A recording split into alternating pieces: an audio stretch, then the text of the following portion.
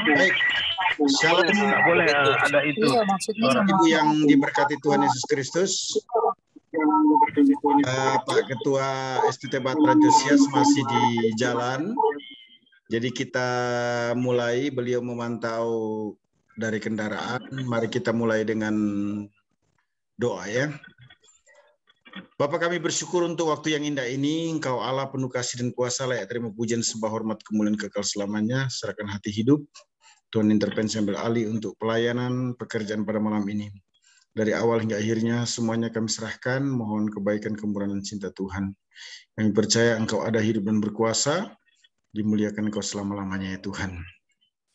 Bapak, di dalam nama Yesus, teman-teman yang akan bergabung Tuhan pimpin, Engkau Allah kami menolong mereka sehingga bisa mengikutinya baik melalui Zoom maupun juga YouTube. Terpuji namamu, dalam nama Yesus kami mohon berkat-Mu. Amin.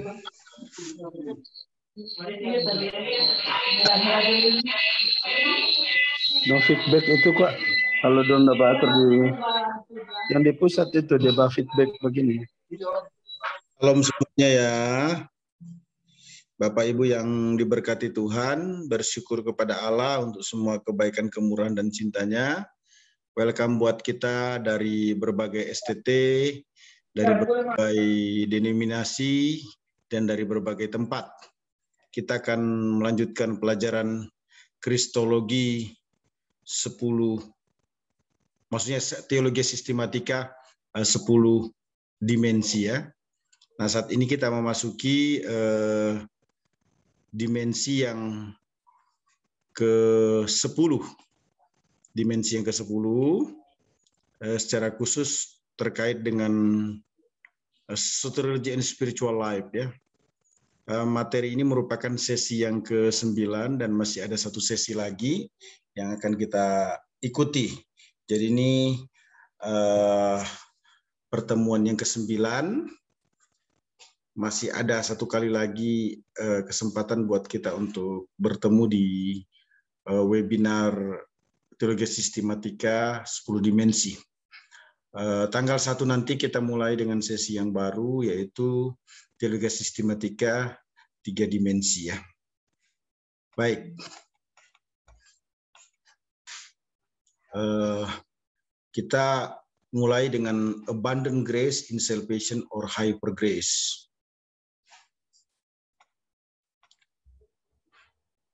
Jangan sesat. Sesat mungkin saja terjadi pada setiap orang karena pemahaman tentang keselamatan tidak dibangun di atas kebenaran firman Allah. Pemahaman tentang keselamatan merupakan hal yang sangat mendasar atau fundamental dalam kekristenan. Jika pemahaman keselamatan seseorang salah, maka dipastikan tidak hidup tidak akan diperoleh. Itu sebabnya kita perlu membahas dengan baik dan benar ya. Nah, ada keunikan kepastian keselamatan atau hidup kekal. Pertama, untuk seluruh waktu hanya ada di dalam Yesus Kristus. Keselamatan sebelum Kristus itu melihat ke depan. Sebagaimana dinyatakan dalam Kisah Para Rasul 2 ayat 29 ya. Saudara-saudara, aku boleh berkata-kata dengan terus terang kepadamu tentang Daud, bapa bangsa kita. Ia telah mati dan dikubur, dan kuburannya masih ada pada kita sampai hari ini. Tetapi ia adalah seorang nabi dan ia tahu bahwa Allah telah berjanji kepadanya dengan mengangkat sumpah bahwa ia akan mendudukkan seorang dari keturunan Daud sendiri di atas tahtanya. Karena itu, ia telah melihat ke depan dan telah berbicara tentang kebangkitan Mesias. Ketika ia mengatakan bahwa dia tidak ditinggalkan di dalam dunia orang mati dan bahwa dagingnya tidak mengalami kebinasaan. Nah, Daud meyakini adanya keselamatan melihat ke depan yang menunjuk kepada pribadi Yesus Kristus. Nah, ini diperkuat oleh Yesus sendiri melalui pernyataan dalam Yohanes 14 ayat 6 ya. Akulah jalan kebenaran dan hidup, tidak seorang pun datang kepada Bapa kalau tidak melalui aku. Kemudian keselamatan merupakan pilihan Allah sebagaimana yang dinyatakan dalam Efesus 1 ayat 4 ya. Allah memilih dari kata exseleksato, artinya hicus. Nah, pemilihan tersebut dijelaskan dalam Roma 8 ayat 29 dengan alasan yang begitu kuat atau jelas ya. yakni Dia Maha Tahu. Istilah yang digunakan itu proekno, artinya He foreknew. Dia tahu sebelumnya, ya. Jadi Allah dengan hak prerogatifnya itu menggunakan sifatnya yang bekerja secara harmonis dengan sifat yang paralel itu, Maha Kasih, Maha Tahu, dan Maha Berdaulat itu untuk memilih seseorang bagi kepentingan keselamatannya. Ya, kenapa latar belakang soteriologi spiritual life menjadi begitu penting? Karena doktrin soteriologi ini penting untuk diajarkan terkait dengan adanya ketegangan, ya, pengajaran Arminian dan Calvin. Kedua pengajaran tersebut mendasari doktrinnya masing-masing dari Alkitab, namun tidak ada kesediaan untuk saling menerima perbedaan.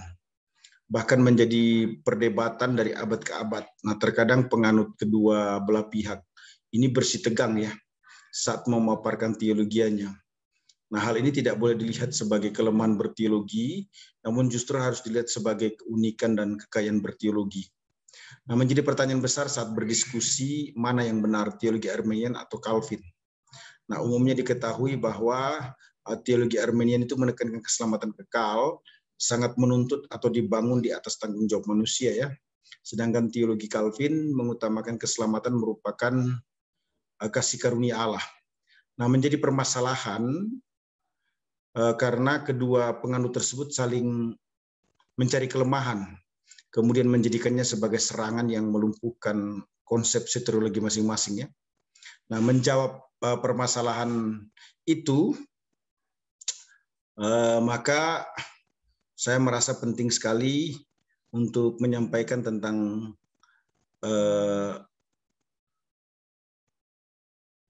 ilmu yang mempelajari tentang keselamatan dan kehidupan Kristen, karena itu merupakan solusi, ya. Nah, mengapa soteriologi and spiritual life ini muncul? Dikarenakan keselamatan itu tidak dapat dipisahkan dengan kehidupan rohani, ya. Saya ulangi, keselamatan tidak bisa dipisahkan dengan kehidupan rohani. Nah, istilah soteriologi and spiritual life ini diperkuat dengan memperdalam pemahaman Arminian dan Calvin, ya, yang selanjutnya saya sebut sebagai teologi harmonisasi keselamatan atau harmonization salvation of theology, begitu, ya.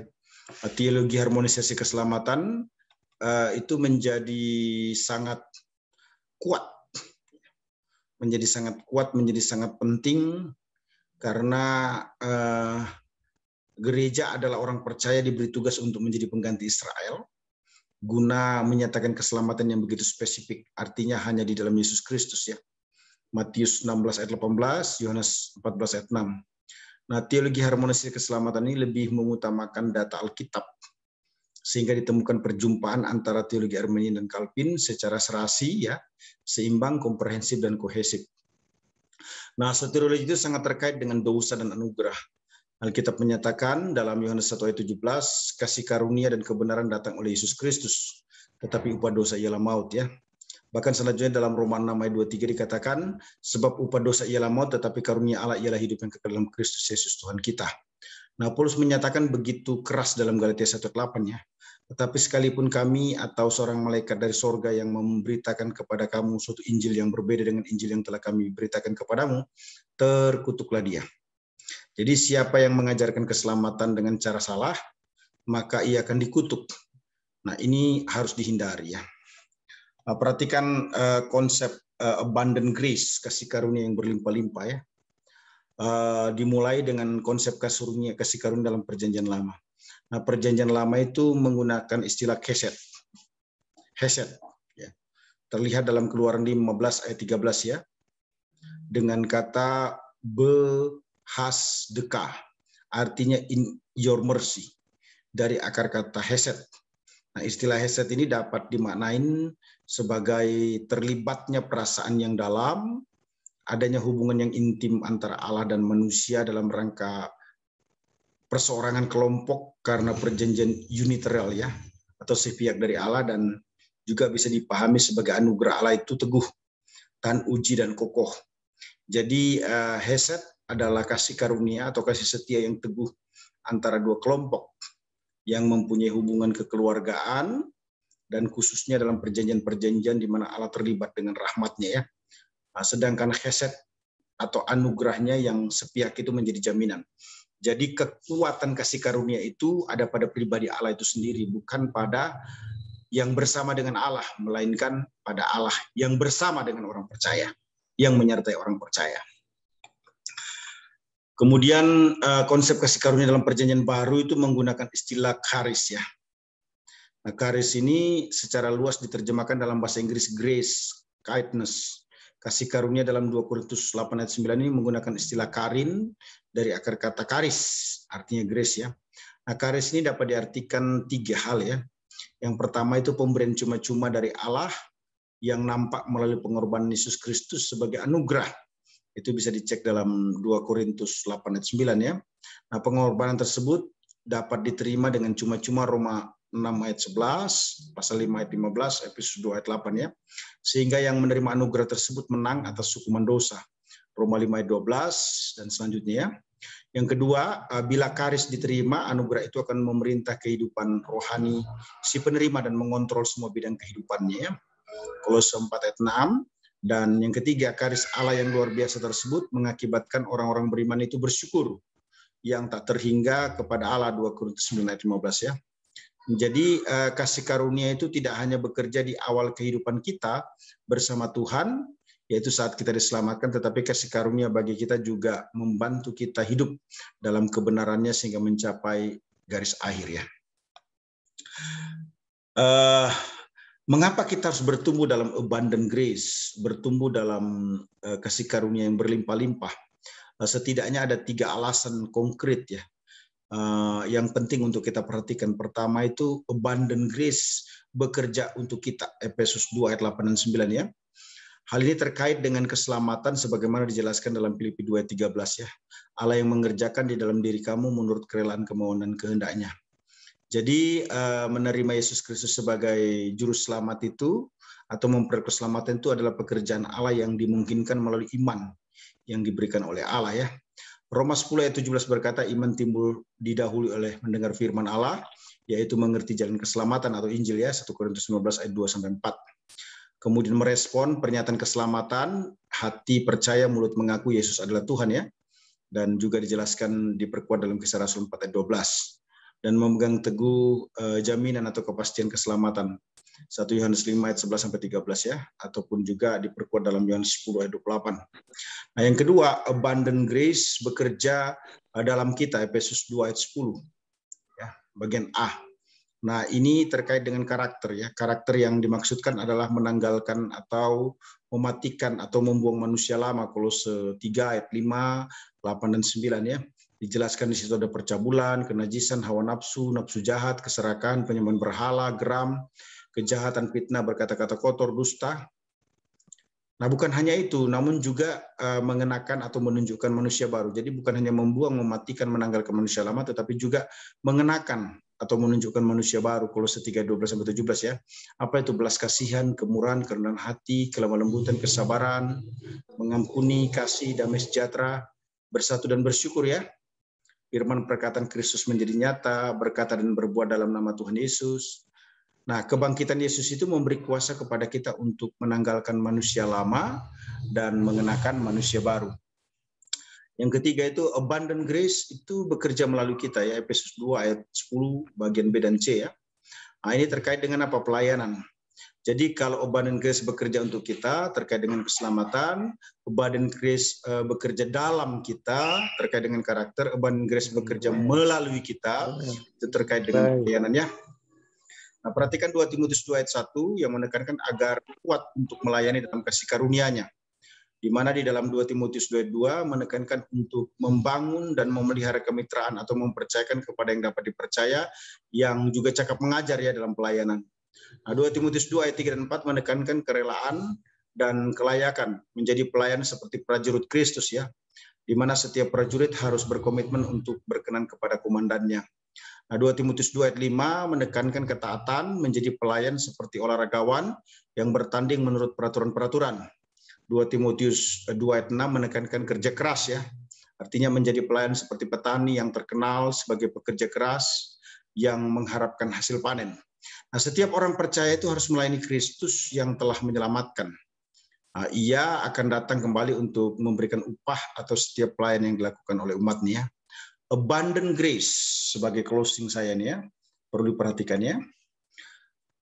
Abundant grace in salvation, kasih karunia dalam keselamatan itu yes, but not for hyper grace. Why?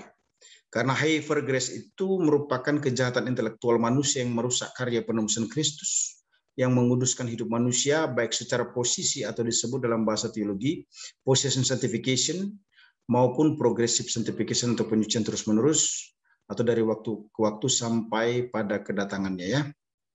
Nah, setiap orang yang telah mengalami penebusan Kristus harus berkomitmen untuk menyerahkan hidupnya, dikuasai oleh Roh Kudus sehingga manusia tidak jatuh bangun dan hidup dalam dosa ya, melainkan hidup berkenan kepada Allah. Nah, Paulus dengan tegas menyatakan dalam Roma 6 ayat 1, jika demikian apakah yang hendak kita katakan? Bolehkah kita bertekun dalam dosa supaya semakin bertambah kasih karunia itu? Ayat 2, sekali-kali tidak. Bukankah kita telah mati bagi dosa, bagaimanakah kita masih hidup di dalamnya? Itulah sebabnya kita harus sepakat dan menggenapi ya pernyataan Petrus dalam hidup kita sebagaimana tertulis dalam 1 Petrus 1 ayat 16. Kuduslah kamu sebab aku kudus. Jadi saya ulangi, pertanyaan Anda salah jika berbicara tentang ilmu keselamatan memisahkan dengan kehidupan rohani. Artinya Anda salah bertanya. Makanya jangan bertanya memisahkan antara salvation dengan kehidupan rohani. Itu keliru. Saya ulangi. Selama ini perdebatan tentang soteriologi itu tidak pernah habis. Jadi debat kusir disebabkan karena yang bertanya salah bertanya. Jangan bertanya tentang keselamatan jika Anda memisahkan dengan kehidupan rohani. Dipastikan pertanyaan Anda salah. Maka saya tidak akan pernah menjawab pertanyaan yang salah. Saya harus meluruskan dulu pertanyaan itu. Kalau Anda sepakat, baru saya menjawabnya. Kira-kira begitu ya. Kemudian pemilihan election Allah itu bersifat absolut. Nah, perhatikan ya. Agar pemahaman kita tentang keselamatan menjadi lengkap, maka perlu pengkajian yang alkitabiah ya. Pemahaman tersebut saya sebut dengan istilah satu berlian 12 sisi. Ya. Nah, berlian yang dimaksudkan itu adalah keselamatan, sedangkan 12 sisinya adalah aspek-aspek atau konsep-konsep terkait dengan keselamatan itu sendiri ya. Misalnya nih, pilihan election, pengganti substitution, penebusan redemption, pemuasan propitiation, perpalingan conversion, kelahiran baru regeneration, pendamaian reconciliation, pembenaran justification, pengangkatan adoption, penyatuan dengan Kristus unity with Christ, penyucian sanctification, pemulihan glorification. Nah, untuk memudahkan mengingat konsep tersebut, saya ringkas dengan bentuk singkatan seperti ini ya. Pilih pengganti tebus puas, paling baru damai benar, angkat satu suci mulia. Pilih itu konsep pilihan, ya. Pengganti itu konsep penggantian, tebus itu konsep penebusan, puas itu konsep pemuasan, paling itu konsep perpalingan, baru itu konsep kelahiran baru. Damai itu konsep pendamaian, benar itu konsep pembenaran. Angkat itu konsep pengangkatan, satu itu konsep penyatuan dengan Kristus suci itu konsep penyucian, mulia itu konsep pemuliaan. Jadi gampangnya untuk mengingat, pilih pengganti, tebus puas, paling baru damai benar, angkat satu suci mulia. Nah, kita perlu memperhatikan dengan sangat serius ya terkait dengan konsep pemilihan ini supaya pertanyaan Anda pun tidak salah. Gitu ya. Perhatikan. Konsep pilihan adalah perbuatan Allah memilih mereka yang akan diselamatkan untuk menjadi anggota tubuh Kristus. Dasar pilihan adalah Allah adalah karakter Allah sendiri, artinya ada harmonisasi yang sejalan dengan sifat-sifat Allah ya. Antara lain Allah Maha Kasih, Maha Hikmat, Maha Tahu. Allah Maha Kasih artinya kasih Allah tidak patut lagi dipertanyakan karena diberikan kepada setiap manusia tanpa batas.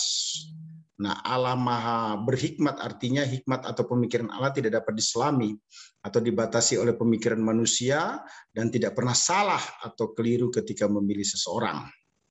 Kemudian Maha tahu artinya Allah sangat mengetahui segala sesuatu yang belum terjadi, bahkan yang akan terjadi atau akhir dari kehidupan manusia. Saya ulangi, berpuluh-puluh tahun mengajar di kelas teologi ini, selalu konsep pemilihan ini dipermasalahkan.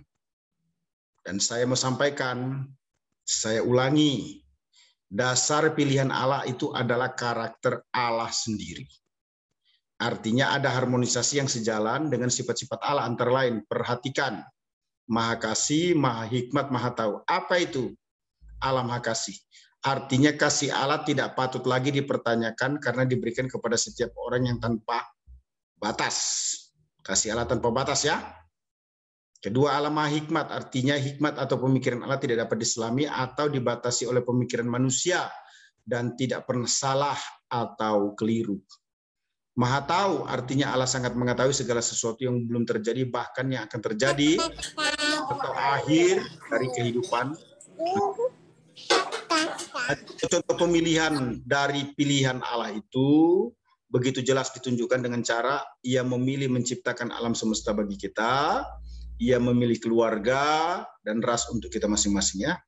Nah, konsep pilihan Allah ini kalau kita perhatikan ada di dalam Efesus ya. 1 ayat 1 sampai dengan ayat yang ke-13. Ini penting untuk kita perhatikan secara bersama-sama ya. Nah, perhatikan. Konsep pilihan dalam Efesus 1 ayat 1 sampai 14 ini terlihat melalui karya Allah Bapa, Allah Anak, dan Allah Roh Kudus. Nah, karya Allah Bapa itu jelas sekali ya, memilih kita untuk diselamatkan dengan cara mengaruniakan segala sesuatu kepada gereja, segala berkat rohani di dalam surga, memilih gereja melalui sebelum dunia dijadikan, tujuannya agar gereja kudus dan tak bercacat ya, menentukan gereja dalam kasih oleh Yesus Kristus dari semula, tujuannya agar gereja menjadi anak-anak Allah supaya terpujilah kasih karunia-Nya. Nah, perhatikan. Karya Allah Bapa memilih umatnya untuk diselamatkan. Allah Bapa memilih kita untuk diselamatkan. Pilihan tersebut merupakan grace upon grace. Filipi 2 ayat 13. Karena Allah yang mengerjakan di dalam kamu, baik kemauan maupun pekerjaan menurut kerelaannya. Nah, maksudnya apa? Orang berdosa tidak hanya tidak dihukum. Saya ulangi, orang berdosa tidak hanya tidak dihukum, tetapi juga menerima keselamatan. Itulah yang disebut dengan anugerah di atas anugerah. Bukan hanya tidak dihukum, tapi dikasih keselamatan.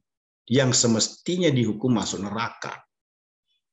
Jadi anugerah yang luar biasa itu dikerjakan menurut apa? Kerelaannya, kemauannya Tuhan. Nah, Efesus 1 ayat 4 ini menyatakan pilihan Allah dilakukan sebelum dunia dijadikan, yang diwujudkan dengan cara menetapkan kita sebagai anak-anaknya. Nah, kemudian dilaksanakan demi kepujian kemuliaan anugerahnya. Istilah terpujilah Allah dalam naskah Yunani itu eulogetos hotheos, artinya blessed, praise be the Lord. Ya. Nah, memiliki beberapa makna, antara lain Allah itu dipuji, Allah itu terpuji, Allah harus dipuji selamanya tanpa awal dan akhir, bukan karena karyanya, melainkan karena Dia adalah Allah itu sendiri adanya. Ketiga, memuji atau membicarakan yang baik tentang sesuatu, tentang seseorang. Nah, kalau kita cek Efesus 1 ayat 3, menyatakan segala berkat rohani di dalam surga merupakan terjemahan dari bahasa Yunani, pase, eulogia, pneumatike, entais, epouranios. Artinya, every spirit blessing in the heavenly places. Nah, frase Yunani eulogia ini berarti blessing, gift, yang mengandung gagasan pengayaan yang bisa berarti pengayaan material ya. Kemudian juga bisa bersifat rohani.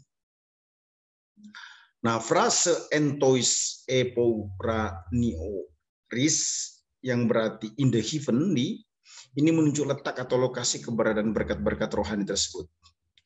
Nah, jadi Allah memberkati kita umatnya pertama pada masa kekekalan di masa lampau, dinyatakan dengan tense aorist ya.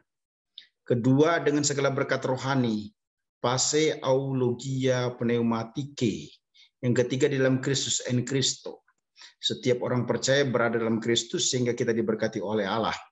Nah, istilah memilih pada ayat 4 ini menggunakan kata choose atau consecration. Nah, yang kedua adalah karya Allah anak atau Yesus Kristus, Efesus 1 ayat 7-12 ya, adalah menebus. Perhatikan ya. Umatnya untuk diselamatkan. Ayat 7-8 menyatakan Kristus menebus gereja oleh darahnya menurut kekayaan kasih karunia yang dilimpahkan Allah dalam segala hikmat pengertian. Kristus yang adalah penebus mempersatukan segala sesuatu. Ini rahasia kehendak Allah yang dinyatakan kepada gereja ya. Sesuai dengan rencana kerelaan Allah. Itulah sebabnya gereja harus menjadi puji-pujian bagi kemuliaan Allah. Nah, istilah penebusan pada zaman Perjanjian Baru itu digunakan sehubungan dengan pasar dosa. Orang-orang berdosa diperjualbelikan di pasar dosa. Yesus Kristus datang untuk membeli orang-orang berdosa dari pasar dosa dengan harga yang tunai melalui darahnya, yang ditunjukkan dengan kematiannya di atas kayu salib. Ya. Nah, umumnya ada 3 istilah yang digunakan sehubungan dengan penebusan ya.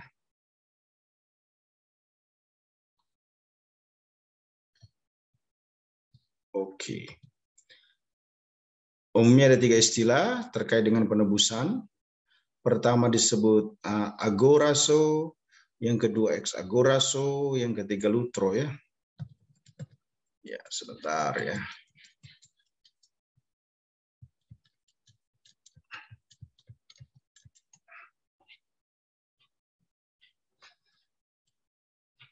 Sabar.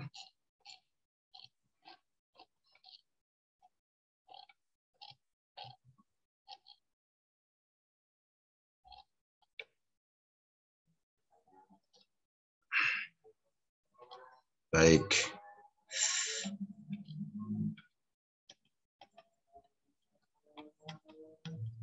Ya, kita di sini posisinya sekarang ya.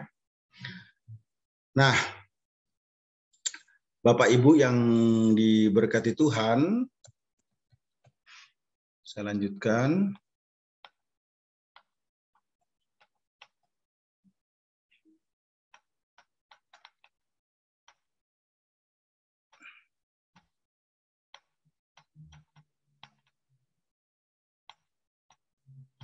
Ya, kita sudah menyelesaikan, saya sudah menjelaskan PowerPoint ini. Kemudian kita perhatikan selanjutnya ya. Karya Allah Roh Kudus adalah menjamin ya. Adalah menjamin atau memeteraikan keselamatan. Pemeteraian keselamatan gereja itu terjadi sesudah mendengarkan Injil ya. Jadi pemeteraian Roh Kudus itu merupakan jaminan kepastian hidup kekal, suatu perbuatan mulia yang semestinya menjadikan gereja layak memuliakannya. Saya ulangi ya. Pemeteraian Roh Kudus itu merupakan jaminan kepastian hidup kekal. Itu jangan lupa itu ya. Pemeteraian Roh Kudus itu merupakan jaminan kepastian hidup kekal, suatu perbuatan mulia yang semestinya menjadikan gereja layak untuk memuliakannya. Nah, pemeteraian Roh Kudus itu setidaknya menjamin 3 hal ya. Pertama itu kepemilikan, kedua keaslian, ketiga itu penyelesaian. Nah, yang dimaksudkan dengan kepemilikan itu artinya Allah Roh Kudus memeteraikan kita dan membuat kita menjadi milik Allah. Keaslian artinya Roh Kudus memeteraikan kita untuk menunjukkan bahwa kita adalah milik Allah. Penyelesaian artinya Roh Kudus memeteraikan kita untuk menjamin bahwa kita akan menjadi milik Allah sepenuhnya, bersama-sama dan hidup seperti Allah ya. Nah, pengertian dimateraikan oleh Roh Kudus itu adalah dimilikinya kepastian keselamatan bagi orang yang sudah percaya, di mana Allah akan memelihara hal tersebut hingga hari penebusan. Nah, suatu jaminan yang aman bagi setiap orang yang telah menerima Yesus Kristus secara pribadi ya. Nah, saat seseorang menerima Yesus secara pribadi, saat itulah ia resmi atau sah memiliki kepastian atau keselamatan dan tidak seorang pun serta apapun yang dapat mengakibatkan kehilangan keselamatan ya. Nah, 1 Yohanes 5 ayat 11-13 itu menekankan setiap orang yang memiliki anak, artinya Yesus Kristus memiliki hidup. Yohanes 10:28 menyatakan hidup kekal diberikan kepada setiap orang percaya. Itu sebabnya pasti tidak akan binasa atau masuk neraka ya. Nah, dampak pemateraian itu memberikan jaminan yang luar biasa terhadap totalitas hidup ya. Pertama secara jasmani, kedua secara jiwani, ketiga secara rohani. Nah, secara jasmani hidup kita akan sehat, kebutuhan hidup sehari-hari kita tercukupi. Secara jiwani, rumah tangga kita bahagia dan merasakan tenang yang luar biasa. Secara rohani memiliki kepastian keselamatan, bertumbuh, berakar, dan berbuah hingga mencapai kedewasaan penuh di dalam Kristus Yesus Tuhan ya. Nah, Roh Kudus itu memateraikan orang percaya dapat didukakan apabila seseorang melakukan dosa. Konteks yang paling dekat itu terdapat dalam Efesus 4 ayat 29 sampai 31 ya, yaitu dosa perkataan. Nah, dosa perkataan itu sangat menonjol dalam kehidupan sehari-hari. Nah, olehnya kita harus berhati-hati dalam berkata-kata. Nah, Alkitab menyatakan tak seorang pun dapat menjinakkan lidah ya. Bisa dicek dalam Yakobus 3:8 bagian A. Namun barang siapa tidak bersalah dalam perkataannya, ia adalah orang yang sempurna. Itu dikatakan dalam Yakobus 3:2 ya. Nah, istilah dimateraikan dalam Efesus 1:13 itu dipergunakan istilah espragisteste. Jadi espragistete ini artinya you were sealed. Kamu telah dimateraikan dari akar kata spragiso. Nah, pemateraian tersebut merupakan jaminan ya. Digunakan dalam ayat 14 dengan istilah arabon ya, atau the guarantee. Ya. Jadi pekerjaan Roh Kudus yang memateraikan keselamatan setiap orang percaya itu digaranti. Saya ulangi. Pekerjaan Roh Kudus yang memateraikan keselamatan orang percaya itu digaranti atau dijamin dipelihara. Jadi jelas ya bahwa karya Allah Tritunggal bertujuan untuk menyelamatkan supaya terpujilah kasih karunia-Nya. Nah, terkait dengan konsep pilihan ini timbul pertanyaan ya. Perhatikan yang pertama, Allah tidak adil terhadap mereka yang dipilih. Nah, kenyataannya yang tidak dapat dibantah ialah bahwa semua orang itu telah berbuat dosa dan telah kehilangan kemuliaan Allah. Akibatnya maut atau neraka ya. Kalau ada orang yang diselamatkan, ingat, itu hanya karena anugerah Allah. Semua orang itu semestinya masuk neraka. Itu adalah keadilan Allah ya. Jadi ketika ada orang yang tidak dipilih Allah itu sehingga masuk neraka, itu sudah merupakan hukuman yang setimpal atas dosa. Nah, kalaupun Allah menyelamatkan sebagian atau orang tertentu yang hanya menerimanya sebagai Tuhan dan Juru Selamat, itu sudah merupakan anugerah terbesar. Pertanyaan kedua adalah Allah pilih kasih dan memandang rupa orang dalam pilihannya sehingga tak memilih orang yang lain. Nah, Allah Maha Kasih artinya kasihnya diberikan tanpa batas, tanpa terkecuali kepada setiap orang. Namun karena dosa maka tidak sesuatu pun yang baik dalam standar Allah ya. Nah, hal ini menyebabkan manusia layak untuk dipilih oleh Allah. Tidak layak untuk dipilih oleh Allah maksud saya. Nah, tidak sesuatu pun yang dapat diandalkan oleh manusia itu telah bisa diterima oleh Allah. Jadi manusia itu telah didiskualifikasi sebagai orang berdosa.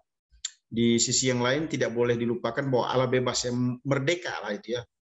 Dia berhak, independen dia atas kehendaknya sendiri. Nah, kebebasan Allah untuk memilih itu merupakan karakter Allah yang bersifat independen. Artinya tidak dapat dipengaruhi atau ditentukan oleh faktor lain.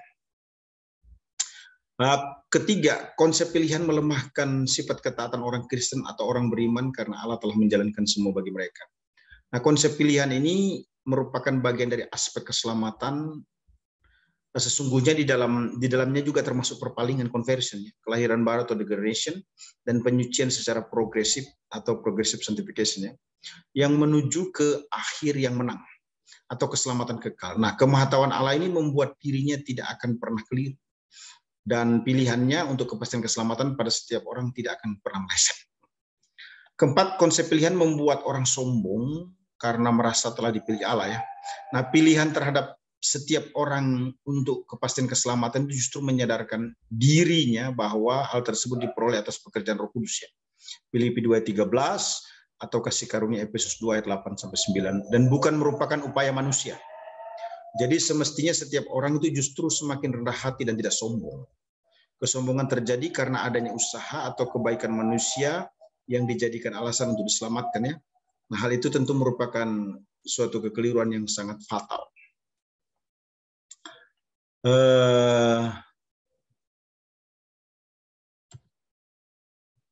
Yang kelima, ini rupanya kehapus ya pertanyaan kelima ya.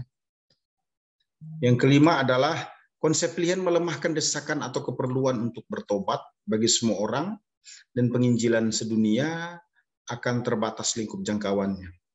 Nah, perlu diketahui bahwa tidak seorang pun yang tahu siapa yang telah ditetapkan atau dipilih Allah ya dalam kekekalan masa lampau untuk diselamatkan.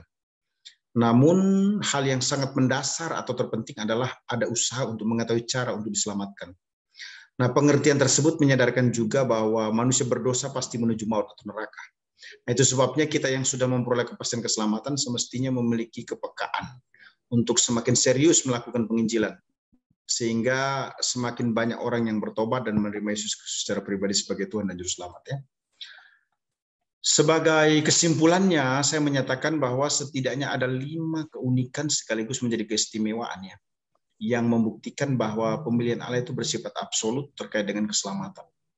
Yang pertama itu pemilihan Allah itu terjadi di masa lampau ya, Roma 8 ayat 30 ya.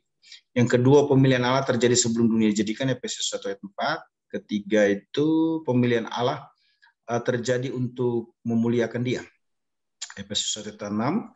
Keempat, pemilihan Allah terjadi berdasarkan kemurahan dan kemahatauan Allah, Roma 9 ayat 9 sampai 26. Kelima, pemilihan Allah terjadi berdasarkan hak Allah dan manusia berhak menanggapinya, Yohanes 6 ayat 44. Apakah menerima atau menolak ya. Baik, selanjutnya kita masuk di Yesus Kristus mengganti, substitution dan menebus atau redemption, hukuman orang berdosa ya.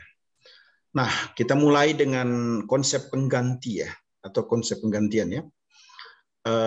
Substitution ini apa sih sebenarnya? Konsep pengganti itu adalah konsep yang menjelaskan bahwa kematian Kristus mengganti orang berdosa.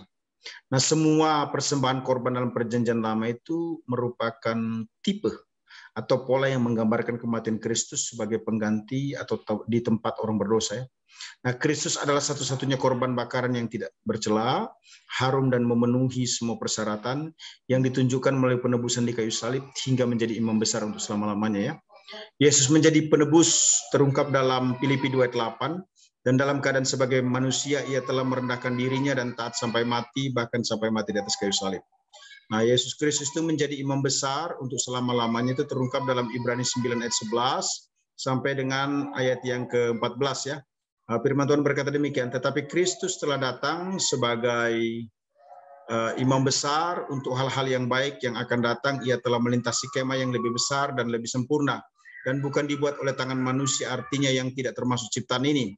Dan ia telah masuk satu kali untuk selama-lamanya ke dalam tempat yang kudus, bukan dengan membawa darah domba jantan dan darah anak lembu, tetapi dengan membawa darahnya sendiri. Dan dengan itu ia telah mendapat kelepasan yang kekal. Nah, sebab jika darah domba jantan dan darah lembu jantan dan percikan abu lembu muda menguduskan mereka yang najis, sehingga mereka disucikan secara lahiriah, betapa lebihnya darah Kristus yang oleh roh yang kekal telah mempersembahkan dirinya sendiri kepada Allah sebagai persembahan yang tak bercacat, akan menyucikan hati nurani kita dari perbuatan-perbuatan yang sia-sia, supaya kita dapat beribadah kepada Allah yang hidup. Nah, perhatikan, penulis surat Ibrani itu memberikan penguatan ya, melalui Ibrani 10 ayat yang ke-5. Karena itu ketika ia masuk ke dunia, ia berkata, korban dan persembahan tidak engkau kehendaki, tetapi engkau telah menyediakan tubuh bagiku. Ayat 6 sampai dengan yang ke-7, kepada korban bakaran dan korban penghapusan dosa engkau tidak berkenan. Lalu aku berkata, sungguh aku datang, dalam gulungan kitab ada tertulis tentang aku untuk melakukan kehendak-Mu, ya Allahku. Jadi jelaslah bahwa Yesus Kristus adalah imam besar ya, yang telah melakukan kehendak Allah. Dia telah menjadi korban persembahan yang sempurna untuk penebusan dosa dan diterima oleh Allah itu sendiri ya. Nah, konsep pengganti ini yang menggunakan dua istilah ini merupakan kata depan dalam bahasa Yunani ya, yang ditunjukkan dengan kata huper dan anti. Istilah huper itu lebih menunjuk kepada arti in the place of. Sebagai contoh itu, Kristus mati di tempat kita orang berdosa, 2 Korintus 5 ayat 21 ya. Ada istilah huper di situ ya. Dia yang tidak mengenal dosa telah dibuatnya menjadi atau di tempat, itu pakai istilah huper ya. Dosa karena kita, supaya dalam dia kita dibenarkan oleh Allah. Nah, istilah anti itu bermakna menjadi atau bagi ya. Kita bisa cek itu dalam Markus 10 ayat 45 ya. dipergunakan kata anti, bukan karena anak manusia juga datang, karena anak manusia juga datang bukan untuk dilayani, melainkan untuk melayani dan menyerahkan nyawanya. Menjadi, nah kata menjadi itu menggunakan kata anti dalam bahasa Yunani ya, tebusan bagi banyak orang. Ada teori-teori yang sumbang atau salah terkait dengan kematian Kristus ya. Pertama, the martyral theory, teori mati syahid. Teori ini menyatakan bahwa kematian Kristus merupakan puncak ajarannya, di mana ia sendiri mati syahid untuk membela kebenaran ya. Jadi Yesus mati sebatas untuk membela kebenaran, namun bukan sebagai penebus untuk juru selamat ya. Yang kedua, the moral influence theory. Teori pengaruh moral. Teori ini menyatakan bahwa kematian Kristus telah memberikan pengaruh moral kepada pengikutnya, namun bukan regenerasi atau kelahiran kembali ya. Yang ketiga, de-identification theory. Teori identifikasi. Nah, teori ini menyatakan bahwa kematian Kristus mengidentifikasi dirinya dengan manusia berdosa, sehingga Allah harus menerima pertobatan yang diwakili oleh Yesus Kristus ya, sekalipun seseorang tidak menerima Yesus Kristus secara pribadi. Yang keempat disebut the rectorial or governmental theory, teori rektor atau pemerintah ya. Nah, teori ini menyatakan bahwa kematian Kristus diumpamakan seperti rektor atau pemerintah yang dilukai, sehingga tidak ada keseimbangan dalam dirinya. Ia mati sebagai tindakan ekstrim yang spekulatif untuk membalas dendam kepada setan ya. Yang kelima, the ransom to Satan theory, teori tebusan kepada setan ya. Nah, teori menyatakan bahwa kematian Kristus itu merupakan upaya memuaskan hati setan yang telah mencengkeram manusia. Jadi kematian Kristus itu dibayarkan kepada setan ya. Yang keenam itu the symbol theory, teori simbol atau mitos ya. Nah, teori ini menyatakan bahwa kematian Kristus hanyalah simbol semata-mata tentang kebenaran dan kenyataan pengalaman manusia dalam membela kebenaran atau hanya merupakan dongeng belaka. Nah, kebenaran yang harus dipegang teguh adalah kematian Kristus itu merupakan sarana penebusan dari Allah untuk menebus manusia dari dosa dan setan. Tetapi pembayaran itu bukan dibayarkan untuk setan, tetapi untuk Allah, yaitu terhadap keadilan Allah. Saya ulangi, ini yang kadang-kala salah dimengerti. Kebenaran yang harus dipegang teguh, kematian Yesus itu merupakan sarana penebusan Allah dari perbudakan dosa dan setan. Tetapi pembayaran tidak diberikan kepada setan, melainkan kepada Allah sebagai bentuk penggenapan atas keadilan Allah. Kemudian konsep penebusan ya.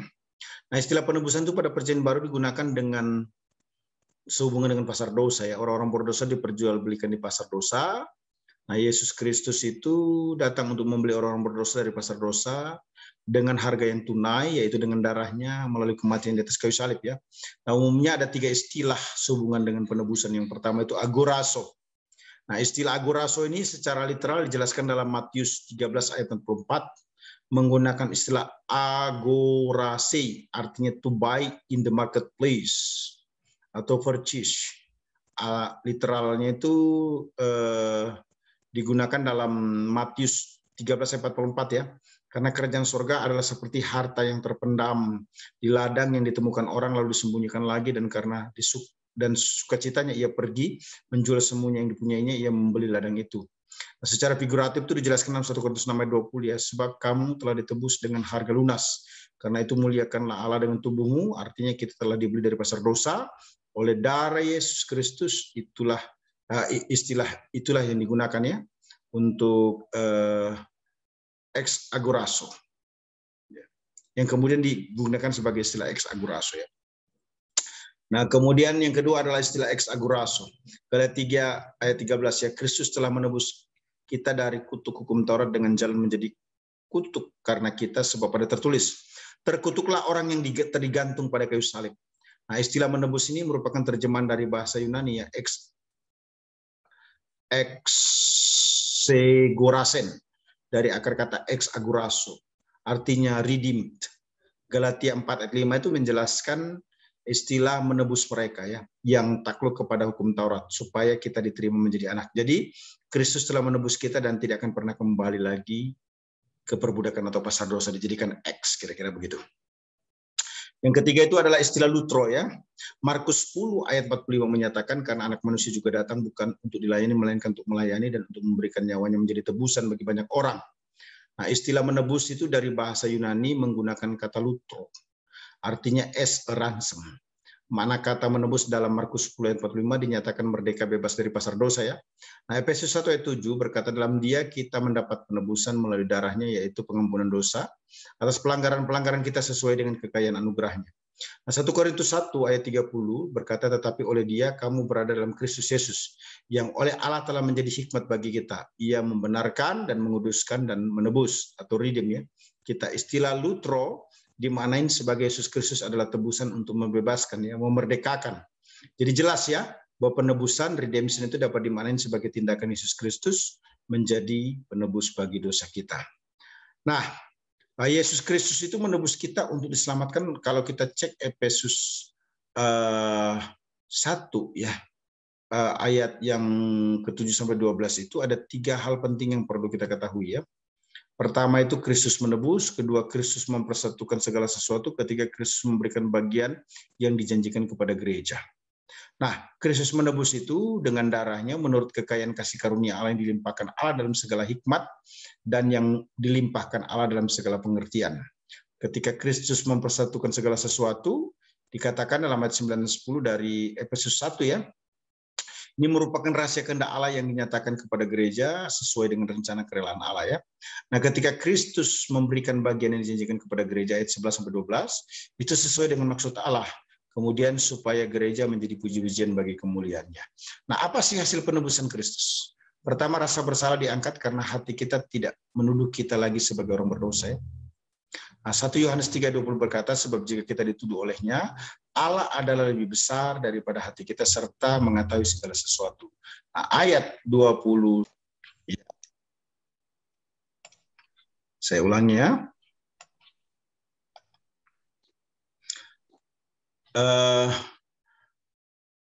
Hasil penebusan Kristus itu yang pertama, rasa bersalah diangkat karena hati kita telah menuduh kita menuduh kita lagi sebagai orang berdosa ya.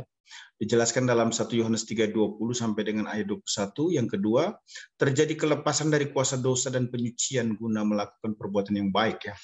Titus 2 ayat 14 berkata yang telah menyerahkan dirinya bagi kita untuk membebaskan kita dari segala kejahatan dan untuk menguduskan bagi dirinya suatu umat kepunyaan sendiri yang rajin berbuat baik. Yang ketiga itu ketidakhadiran dosa atau ketidakperhambaan dosa yang terus-menerus karena memang dosa tidak berhak untuk hadir ya. Itu dijelaskan dalam 1 Yohanes 3 ayat 6 dan juga 1 Yohanes 3 ayat 9 ya. 1 Yohanes 5 ayat 18. Dan yang keempat itu adalah diperolehnya jaminan kehadiran Roh Kudus yang memateraikan setiap orang percaya sebagai miliknya ya. Itu jelas dalam Efesus 1 ayat 13, 14. Kemudian yang kelima itu memperoleh hak istimewa untuk menghambakan diri kepada Kristus. Jadi ketika orang menghambakan diri kepada Kristus itu istimewa di mata Allah ya. 1 Korintus 4 ayat 1. Dan yang keenam adalah memperkuat komitmen untuk hidup memuliakan Allah, Efesus 1 ayat 6 ya. Kemudian ayat 12, kemudian 1 Korintus 6 ayat 19 dan 20. Baik, selanjutnya kita masuk di pemuasan propitiation yang dikerjakan Yesus Kristus ya. Nah, konsep pemuasan itu apa toh? Konsep pemuasan itu bicara tentang kematian Kristus memuaskan hati Allah dan menyebabkan ia menerima orang percaya ke dalam keluarganya. Nah, konsep pemuasan ini sebenarnya sama dengan konsep pendamaian ya. Kita cek di dalam Roma 3 ayat 25 ya. Kristus Yesus telah ditentukan Allah menjadi jalan pendamaian karena iman. Dalam darahnya, hal ini dibuatnya untuk menunjukkan keadilannya karena ia telah membiarkan dosa-dosa yang telah terjadi dahulu pada masa kesabarannya. Nah, menarik ya. Istilah pendamaian dalam bahasa Yunani itu kan hilasterion, artinya means of exposition or place or propitiation, sarana penebusan atau tempat pendamaian ya. Nah, bermakna bahwa kematian Kristus bukan hanya memuaskan hati Allah, tetapi juga menjadi tempat di mana manusia beroleh kepuasan Allah. Saya ulangi, hilasterion itu bermakna kematian Kristus itu bukan hanya memuaskan hati Allah, tetapi juga menjadi tempat di mana manusia beroleh kepuasan Allah. Perhatikan latar belakang hilasterion ini ya. yang menunjukkan tempat pertemuan yang suci antara Allah dan manusia berdosa sebagaimana dijelaskan dalam Keluaran 25 ya, ayat yang ke-20. Dikatakan gini, kerub-kerub itu harus mengembangkan kedua sayapnya ke atas, sedangkan sayap-sayapnya menudungi tutup pendamaian itu dan mukanya menghadap kepada masing-masing. Kepada tutup pendamaian itulah harus menghadap muka kerub-kerub itu. Pembungkus yang menudungi tutup pendamaian tersebut mengkilat, bercahaya ya. Suatu pernyataan tentang kesucian dan kemuliaan Allah yang adalah pembungkus tahta anugerah. Sedangkan darah yang dicurahkan setahun sekali itu berfungsi menutup dosa manusia. Jadi jelas ya bahwa pembungkus menunjuk pada tempat pertemuan yang suci, Allah dan manusia berdosa, sebagaimana juga dijelaskan dalam Keluaran 25 ayat 22 ya. Dan di sanalah aku akan bertemu dengan engkau, dan dari atas tutup pendamaian itu, dari antara kerub yang di atas tabut hukum itu, aku akan berbicara dengan engkau tentang segala sesuatu yang akan kuperintahkan kepadamu untuk disampaikan kepada orang Israel. Nah, Alkitab menjelaskan ya, Yesus Kristus adalah kebenaran, Yohanes 14 ayat 6 kan?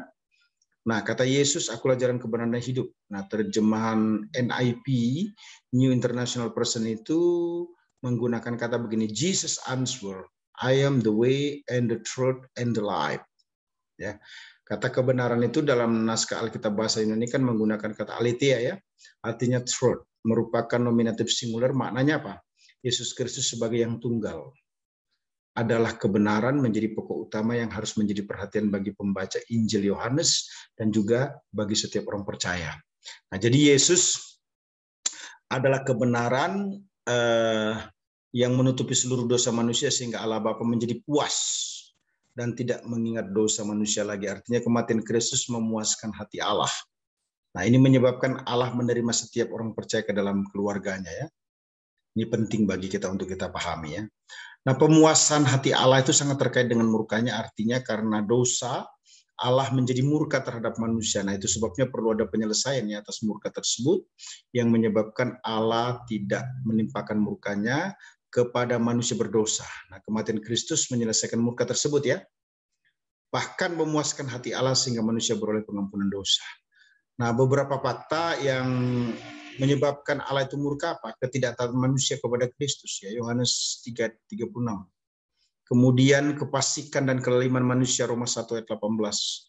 Kemudian kekerasan hati manusia yang tidak mau bertobat, Roma 2 ayat 5. Perkataan sia-sia manusia yang tidak bernilai, Efesus 5 ayat 6 ya. Nah, Kristus adalah penyebab utama pemuasan Allah yang berdampak pada umatnya. Sebab Kristus menjadi pendamai bagi setiap dosa manusia. Itu dijelaskan dalam 1 Yohanes 4 ayat 10 ya. Inilah kasih itu, bukan kita yang mengasihi Allah, tetapi Allah yang telah mengasihi kita, yang telah mengutus anaknya sebagai pendamai bagi dosa-dosa kita. Bahkan Roma 3:25 memberikan penguatannya, Kristus Yesus telah ditentukan Allah menjadi jalan pendamaian karena iman dalam darahnya. Hal ini dibuatnya untuk menunjukkan keadilannya karena ia telah membiarkan dosa-dosa yang telah terjadi dahulu pada masa kesabarannya. Hal tersebut menunjukkan bahwa Kristus adalah jalan pendamai atau pemuasan karena iman terhadap darahnya. Jadi Yesus Kristus itu menjadi tempat pemuasan Allah. Artinya Kristus tidak hanya memuaskan hati Allah, namun juga menjadi tempat kepuasan Allah. Itu penting ya. Sebab kematian Kristus tidak ada. Sebab kematian Kristus itu adalah sesuatu yang memberi kepastian untuk memuaskan hati Allah ya. Nah, sebelum kematian Kristus tidak pernah ada. Jadi hanya Kristuslah yang bisa memuaskan hati Allah. Nah, itu sebabnya yang harus dilakukan oleh manusia adalah merasa puas dengan pengorbanan Kristus dan menerima pengorbanan tersebut atau menerima Kristus secara pribadi ya. Sebagaimana dijelaskan dalam Yohanes 1:12, tetapi semua orang yang menerimanya diberinya Kristus supaya menjadi anak-anak Allah, itu mereka yang percaya dalam namanya ya. Nah, dengan demikian tuntutan ataupun tuntunan Allah kepada manusia itu agar manusia itu merasa puas dalam kepuasan Allah yang diperoleh melalui pengorbanan Kristus ya, sehingga manusia dapat berjuang dan menyenangkan hati Allah dengan kembali kepada Allah dan tidak ada lagi dalam perhambaan dosa ya. Baik, kita lihat perpalingan ya. conversion yang dikerjakan oleh Kristus ya. Definisi konsep perpalingan adalah pembalikan pikiran seseorang berdosa secara sukarela dari negatif kepada positif ya. Nah, perpalingan ini adalah titik perubahan rohani yang fundamental jika ditinjau dari segi manusia, jika ditinjau dari segi perbuatan Allah, Roh Kudus, maka aspek ini dikenal sebagai kelahiran kembali sebenarnya atau kelahiran baru ya. Nah, Alkitab mengakui bahwa terjadinya pembalikan dari dosa kepada Kristus itu disebabkan karena gerakan ilahi. Yeremia 31:18 ya. Nah, tindakan pembalikan dari dosa ini merupakan kegiatan yang harus dilakukan secara sukarela, artinya berbalik haluan meninggalkan dosa dan memandang kepada Kristus saja ya. Yeskiel 14 ayat 6 maupun Kisah Rasul 3 ayat 19. Nah, pertobatan itu merupakan langkah utama yang tak dapat dilewati manusia ya, apabila manusia hendak bebas dari kesesatan atau kehancuran total. Nah, pertobatan itu merupakan kegiatan perpalingan dari dosa. Pertobatan begitu ditekankan dalam Alkitab ya. Seperti yang dinyatakan oleh Yohanes Pembaptis dalam Matius 3 ayat 2 ya. Bertobatlah sebab kerajaan surga sudah dekat. Yesus juga sangat menekankan pertobatan dalam Matius 4 ayat 17 ya. Sejak waktu itulah Yesus memberitakan bertobatlah sebab kerajaan sudah dekat. Nah, Petrus selanjutnya juga menekankan pertobatan dalam Kisah Rasul 2 ayat 38 ya. Jawab Petrus kepada mereka, bertobatlah dan hendaklah kamu masing-masing memberi dirimu dibaptis dalam nama Yesus Kristus untuk pengampunan dosa, maka kamu akan menerima karunia Roh Kudus. Nah, pertobatan ini atau perpalingan ini merupakan langkah utama ya untuk bebas dari kesesatan atau kehancuran total yang berujung pada kebinasan atau hukuman kekal ya. Lukas 3 ayat yang ke-5 ya. Nah, setidaknya itu ada 3 unsur yang perlu kita perhatikan ya terkait dengan pertobatan ini. Yang pertama itu disebut intelektual, emosional, emosi maupun kemauan. Nah, secara intelektual itu ini melibatkan pengertian atau pengenalan akan dosa dari diri sendiri serta pengakuan rasa bersalah, rasa tercela, rasa tak berdaya. Nah, secara intelek seseorang bukan hanya berpikir takut hukuman belaka ya, tetapi sungguh-sungguh menyesali diri karena berbuat dosa.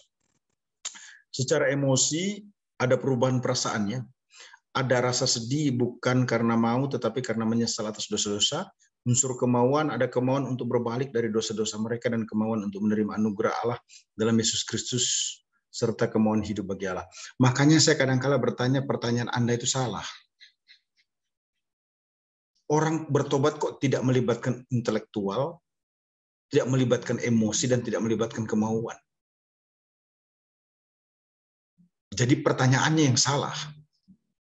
Yang disebut bertobat itu ada unsur intelek, ada unsur emosi, ada unsur kemauan. Jadi mungkin yang dimaksudkan adalah bukan bertobat. Tampak bertobat tapi belum bertobat. Nah, itu benar. Nah, ada beberapa pertimbangan yang perlu diperhatikan terkait dengan pertobatan ya. Nah, pertobatan adalah perubahan batinnya dan bukan sekedar pengendalian karakter. Matius 3 ayat 7 ya. Kemudian pertobatan itu belum cukup sebagai syarat keselamatan karena baru merupakan aspek negatif dari konsep perpalingan. Nah, pertobatan sejati itu hanya terjadi apabila dikaitkan dengan iman kepada Yesus Kristus sebagai Tuhan dan Juru Selamat. Iman itu elemen dari unsur positif dari perpalingan kepada Kristus ya, jelas dalam Ibrani 11 ayat 1 ya. Nah, perlu diperhatikan bahwa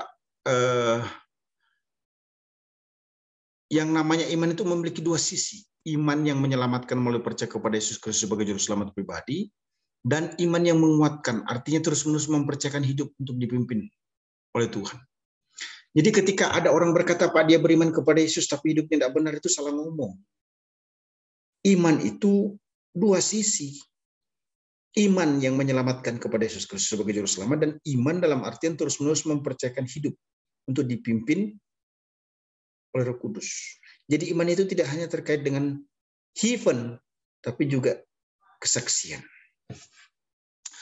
Beberapa pertimbangan yang perlu diperhatikan terkait dengan imannya.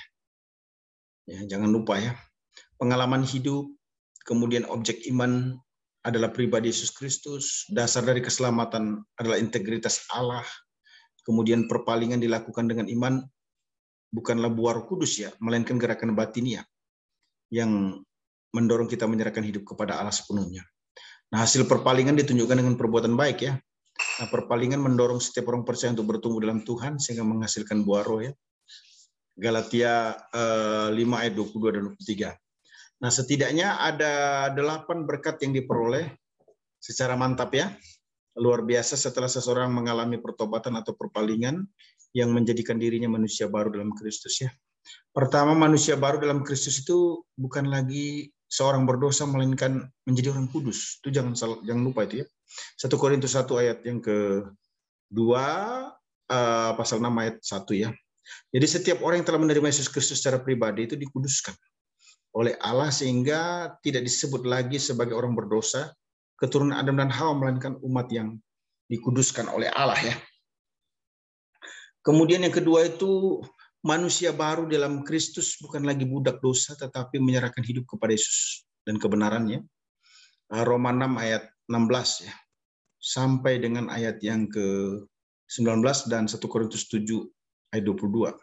Jadi setiap orang percaya itu harus menyerahkan atau menggunakan hidupnya untuk melayani Tuhan. Menunjukkan gaya hidup yang kudus atau hidup dalam kebenaran ya. Yang ketiga, manusia baru dalam Kristus itu tidak lagi terhukum melainkan telah dibenarkan. Roma 5 ayat 1, ayat 9, ayat 18. Jadi setiap orang yang telah lahir baru dalam Kristus itu dibenarkan atau dinilai benar oleh Allah sehingga layak hidup dalam damai sejahtera dengan Allah. Kemudian yang keempat itu manusia baru dalam Kristus tidak berhutang dosa kepada Allah, melainkan telah diampuni dari segala dosanya ya. Kisah Rasul 10 ayat 45 dan juga Efesus 1 ayat 7, Kolose 2 ayat 13 ya. Jadi jelas sekali bahwa setiap orang percaya itu beroleh pengampunan dosa menurut kekayaan kasih karunia-Nya, suatu perbuatan dikerjakan Allah secara pasti bagi umatnya. Yang kelima, manusia baru dalam Kristus itu bukan lagi musuh Allah, melainkan sahabat Allah ya. Roma 5 ayat 10, Kolose 1 ayat 21 ya, ayat 22. Jadi setiap anak-anaknya diperdamaikan oleh Kristus sehingga beroleh kepastian hidup kekal dan dimampukan untuk hidup tidak bercacat atau bercela di hadapannya ya. Yang keenam itu manusia baru dalam Kristus tidak lagi hidup dalam kehancuran melainkan ciptaan baru dalam Kristus ya. 2 Korintus 5:17.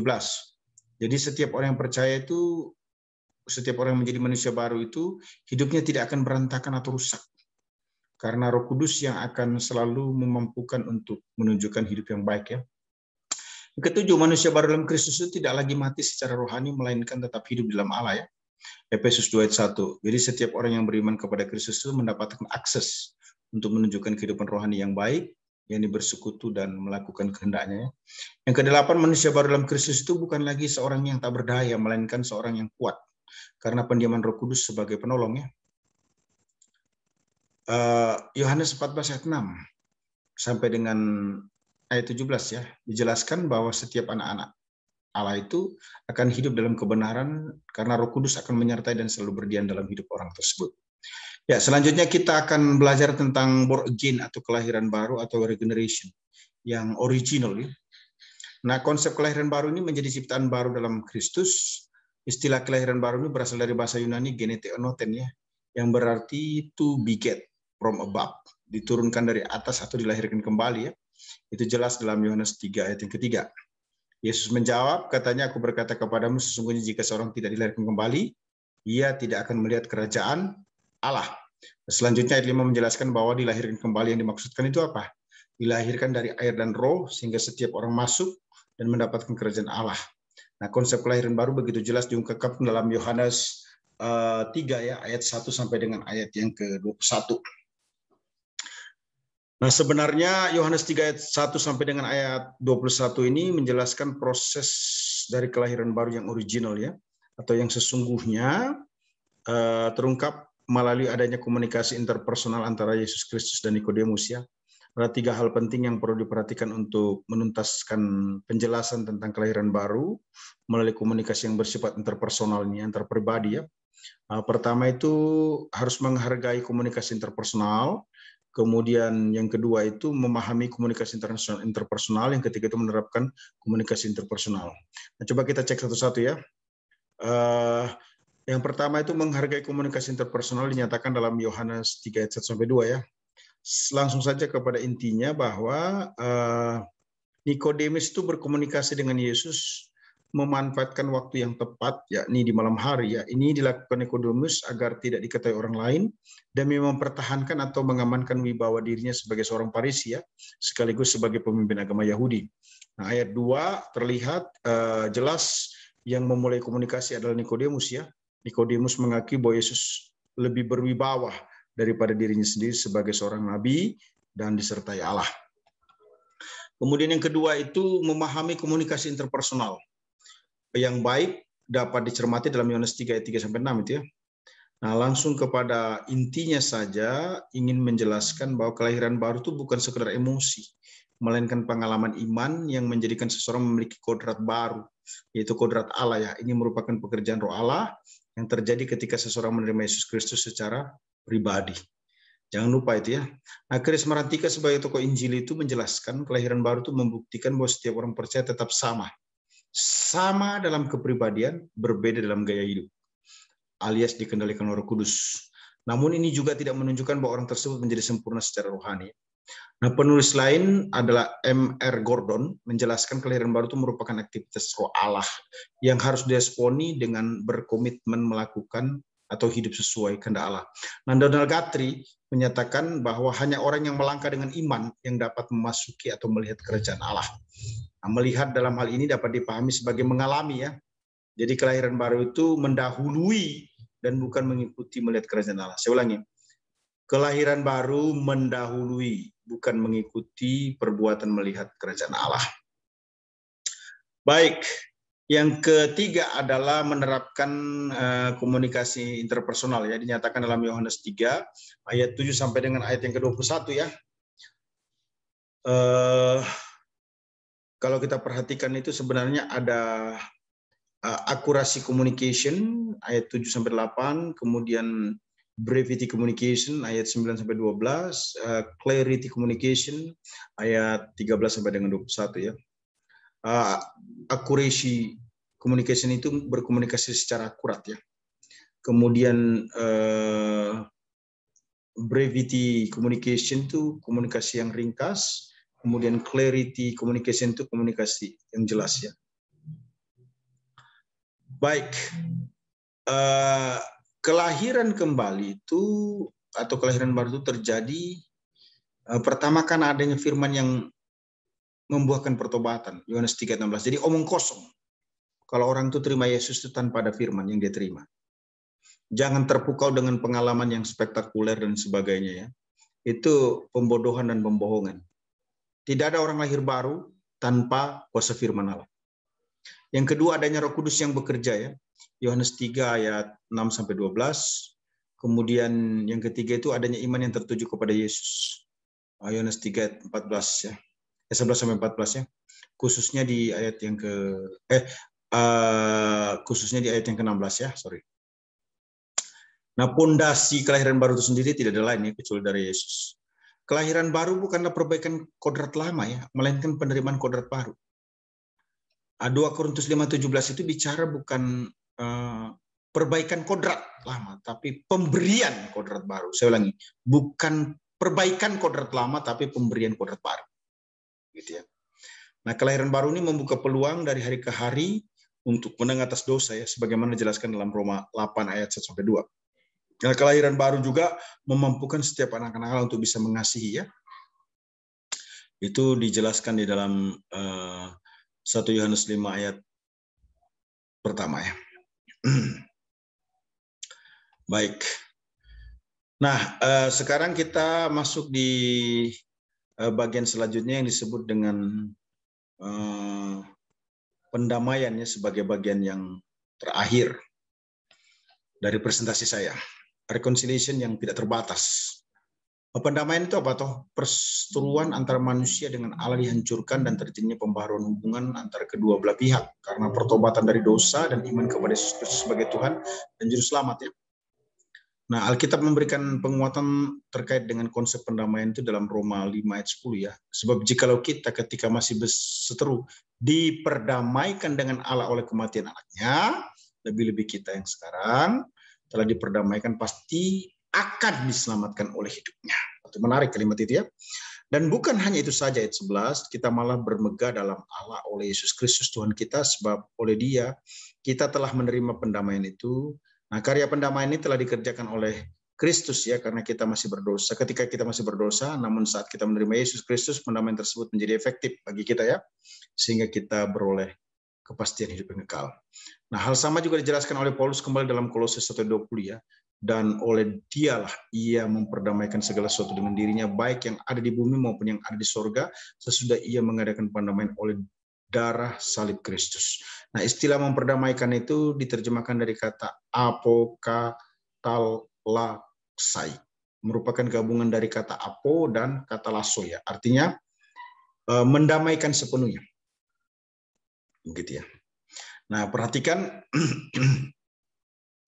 pendamaian ini sangat penting sekali, atau pemuasan ini sangat penting sekali, karena istilah pemuasan hilasmos itu identik dengan istilah pendamaian ya, di mana lingkup cakup pendamaian itu adalah seisi dunia dan segala dosa dari segala abad ya, dapat dihapuskan dari akibat kutuk dan perseteruan akan diangkat. Nah, syarat pendamaian itu percaya Yesus dengan sepenuh hati sebagai Tuhan dan Juru Selamat pribadi ya. Dijelaskan dalam 1 Yohanes 2 ayat 1-2 ya. Dikatakan, anak-anakku, hal ini kutuliskan kepada kamu supaya kamu jangan berbuat dosa, namun jika seorang berbuat dosa, ia mempunyai seorang pengantara pada Bapa, yaitu Yesus Kristus yang adil, dan ia adalah pendamaian untuk segala dosa kita, dan bukan dosa kita saja, tetapi juga untuk dosa seluruh dunia. Baik. Selanjutnya, melalui Yesaya 9 ayat 5 diketahui ada 4 hal penting terkait dengan Raja Damai ya, yang adalah pendamai manusia dengan Allah. Yang pertama itu adalah Raja Damai tidak terbatas mendamaikan hubungan manusia dengan Allah ya. Artinya Alkitab menjelaskan perseteruan Allah dengan manusia itu hanya dapat diselesaikan melalui Kristus, sebagaimana dijelaskan dalam 1 Yohanes 2 ayat yang kedua ya. Pendamaian dengan Allah itu menjadikan seseorang memiliki kepastian pengampunan dosa, 1 Yohanes 1:9 ya. Dan juga pendamaian itu membuat orang memiliki kepastian keselamatan, Roma 5 ayat 10. Dan juga dalam 1 Yohanes 5 ayat 11-12 ya. Yang kedua, Raja Damai itu tidak terbatas mendamaikan hubungan kita dengan diri sendiri, sehingga setiap orang percaya itu merawat tubuhnya bagi Allah ya, 1 Korintus 6 ayat 20. Nah, bukan memuaskan keinginan atau hawa nafsu ya, Roma 13 ayat 14. Kemudian membuat orang itu bisa mencukupkan diri, Filipi 4 ayat 11. Membuat orang itu bisa bersyukur, 1 Tesalonika ayat 18. Dan mempercayakan diri sepenuhnya kepada Allah ya, Mazmur 37 ayat yang kelima. Yang ketiga, Raja Damai itu tidak terbatas mendamaikan hubungan kita dengan sesama umat, tetapi juga sesama umat Allah lainnya. Jadi konsep pendamaian ini yang disebut dengan Prince of Peace, Raja Damai itu, dia bukan hanya mendamaikan hubungan kita dengan Allah, tapi juga mendamaikan hubungan kita dengan diri sendiri, mendamaikan hubungan kita juga dengan sesama umat Allah. Nah, sehingga kita dipastikan bisa hidup rukun ya. Mazmur 133 ayat 1 bagian B, dan juga bersatu, Yohanes 17:20. Apalagi ketika pendamaian itu terjadi di antara sesama umat Allah, saling mengampuni, Efesus 4 ayat 32, saling menolong, Galatia 6 ayat 2, dan melayani, Galatia 5 ayat 13. Nah, yang keempat itu Raja Damai tidak terbatas mendamaikan hubungan kita dengan sesama. Dengan sesama artinya dengan orang yang belum percaya ya, terhadap semua orang. Kenapa? Karena pendamaian dengan semua orang itu pasti akan terjadi karena Kristus ada dalam kita ya. Roma 12:18, kemudian ada toleransi, beradaptasi untuk bisa memenangkan jiwa ya. 1 Korintus 9 ayat 20 dan sampai di ayat 22 ya. Ya, terima kasih, saya kira presentasi saya cukup. Selanjutnya serahkan kepada the best host kita, Pak Ketua STT Batra Josias, Pendeta Ronald Sumigar, untuk memandu kita di dalam diskusi ya. Terima kasih. Ya, baik, terima kasih Pastor Hanas yang sudah menyampaikan materi cukup panjang, dan akhirnya kita sudah berada di penghujung webinar ini. Kita masuk pada sesi tanya jawab. diberi kesempatan pertama sesuai dengan yang masuk dalam kolom chat, Bapak Pendeta Edwin Ronunu. Disilakan dan langsung Pak dijawab. Terima kasih. Terima kasih Pak Ketua. Silakan Pak Pendeta Edwin.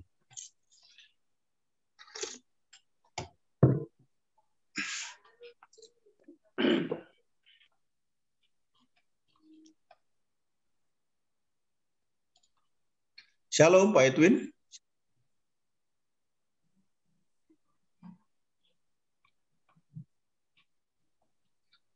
Mungkin bermasalah. Edwin masih ada? Masih tidak, masih jaringan kali ya. Silakan. Jaringan. Shalom. Ya, silakan Pak. Ya, terima kasih. Ya. Tadi berkaitan dengan penjelasan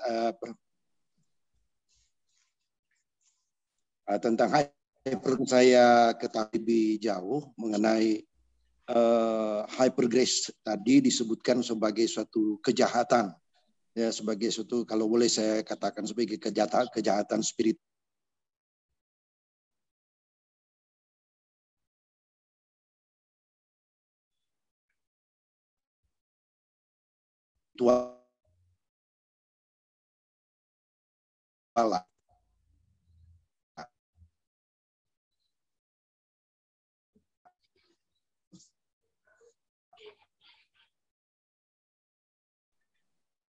Dengan hingga karena kita melihat ada beberapa pendeta yang sangat terkenal juga yang menerapkan hyper grace, misalnya Joseph Prince misalnya, yang dikatakan mempraktikkan apa yang disebut sebagai hyper grace. Mohon pencerahan dari Pak Anas. Terima kasih. Iya, kita clarify dulu ya. Terima kasih Pak Pendeta Edwin. Yang disebut dengan hyper grace itu apa tuh? Grace yang hyper, gampangnya begitu kan? Grace yang hyper itu apa? Grace yang berlebihan. Kemarin saya baru khotbah di salah satu gereja di Languan yang merupakan salah satu gereja yang besar di salah satu denominasi. Ada 3 grace saya sampaikan. Special grace, common grace, seeding grace. Nah, ketika kita bicara tentang hyper grace, tekanan hyper grace sebenarnya apa sih? Menyatakan tentang anugerah yang berlebihan. Kalau Alkitab berkata, jangan menyanyiakan kasih karunia. Begini, saya itu mau membandingkan begini. Tidak bermaksud untuk mendiskreditkan ya. Saya sudah tidak kaget dengan pengajaran-pengajaran yang mungkin belum diakui sebagai kesalahan. Tapi setan aja ada pengikutnya, Pak. Dan kalau kita cek Satanic of Church di San Francisco itu sejarahnya kan diawali dengan pemimpin yang melihat secara langsung orang Kristen yang tidak rohani. Senin, Selasa, Rabu, Kamis, Jumat, Sabtu, dugem. Hari Minggu ke gereja. Ada ide tuh. Kenapa kita jadi orang Kristen kok munafik ya? Hari Minggu holy, ya. Senin sampai Sabtu tidak holy.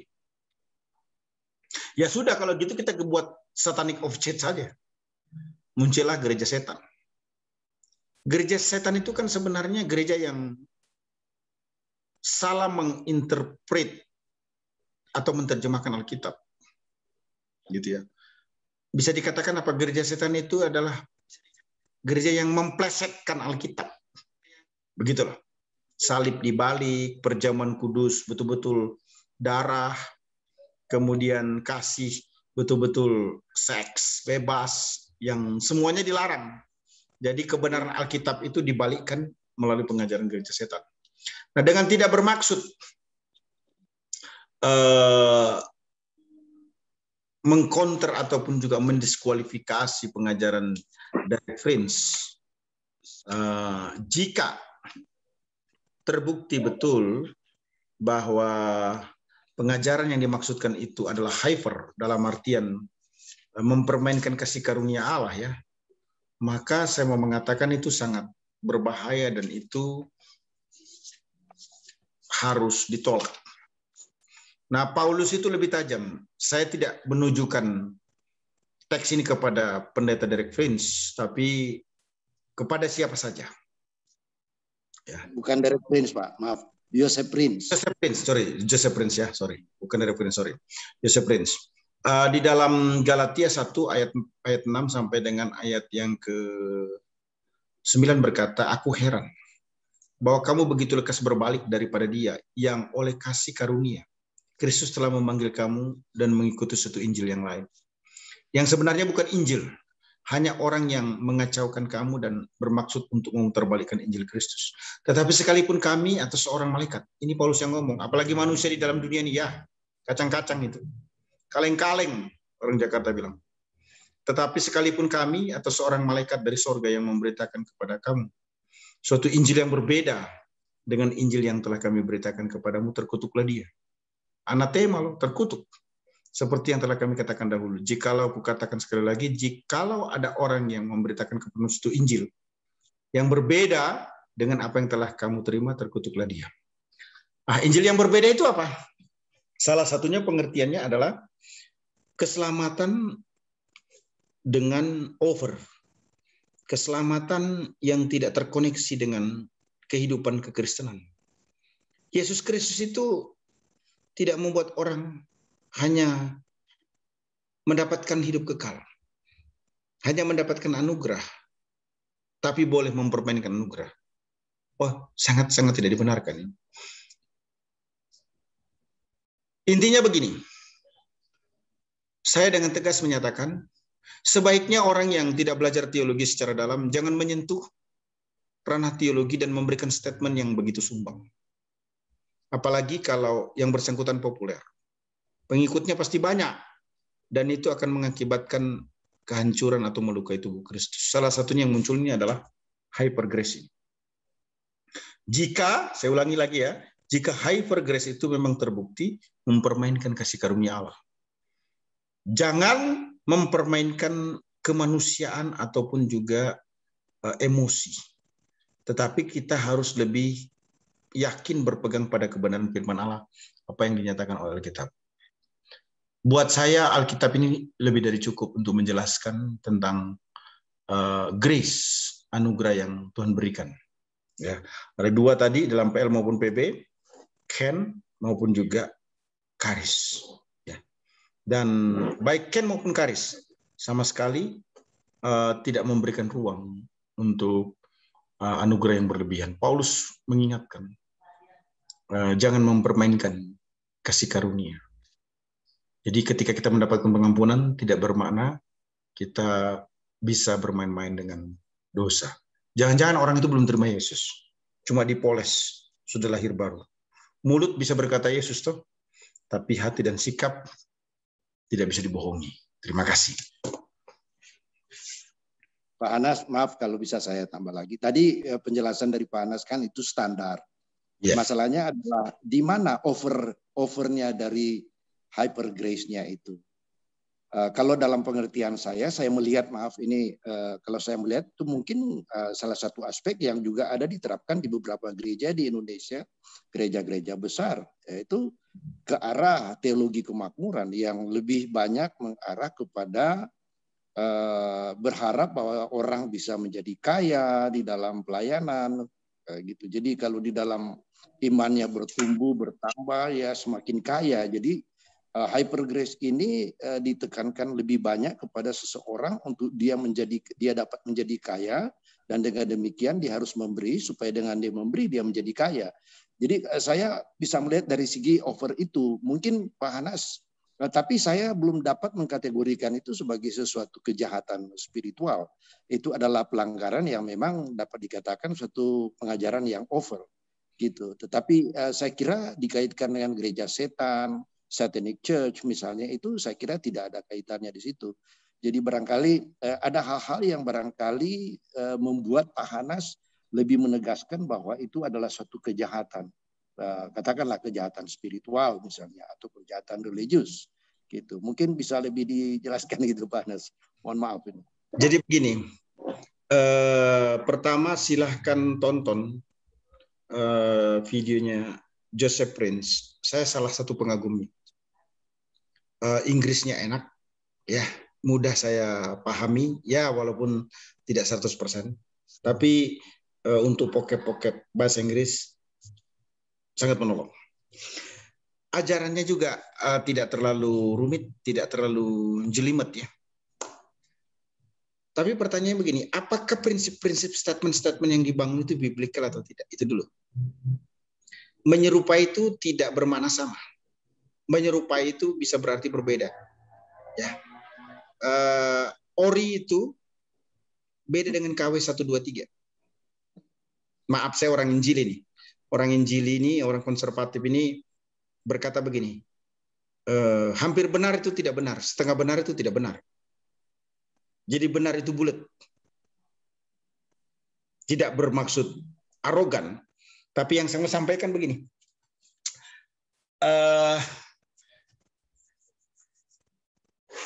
Pengalaman iman itu kan progresif, ya. Progresif. Tuhan tidak bisa diukur lagi dengan berkat-berkatnya. Tuhan itu tidak bisa diidentifikasi dari apa yang dia lakukan kepada kita saat ini. Tapi Tuhan itu harus dipahami, dimengerti dari apa yang sudah dikerjakan mulai kematian di atas kayu salib. Begitulah. Kristus tidak di belakang dan berkatnya di depan. Kristus di depan dan berkatnya di belakang. Saya ada pada posisi keyakinan bahwa kematian Kristus melebihi segala-galanya. Jadi kaya, kemudian memberi itu bagus. Tapi itu tidak meruntuhkan pengajaran yang solid. Jadi bagaimana orang kalau tidak menjadi kaya? Apakah Kristus tidak ada?